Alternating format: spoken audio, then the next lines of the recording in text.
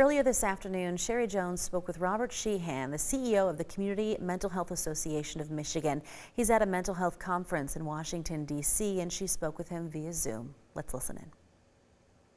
Students' quotes were profound. They said, "I've never been so scared in my life." And these are students that have faced an awful lot of scary times in their life, but this was the most petrifying for them. So people should just feel free to talk about it. And I think sometimes people think, well, I can get over it. I'll get on like another day.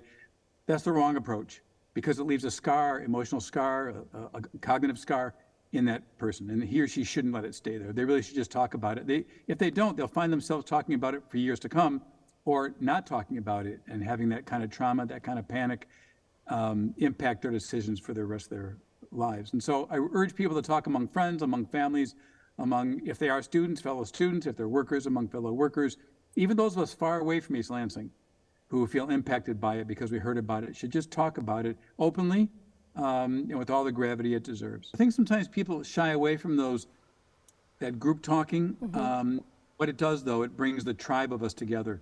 That kind of tribal unity is important, to feel that you're part of something, a shared tragedy that none of us wanted, of course, but the tragedy's here. And the question is not, why did it happen? The question is, now what? Bob, we're hearing that the shooter did have some mental health concerns.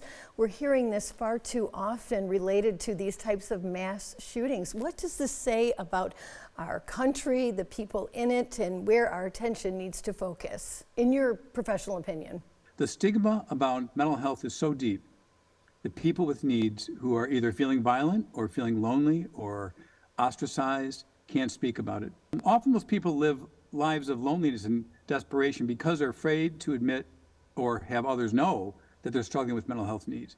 And so sometimes they'll stop seeing their therapist, they'll stop receiving support from peers and others who have similar needs, they'll stop taking their medications because of the heavy stigma.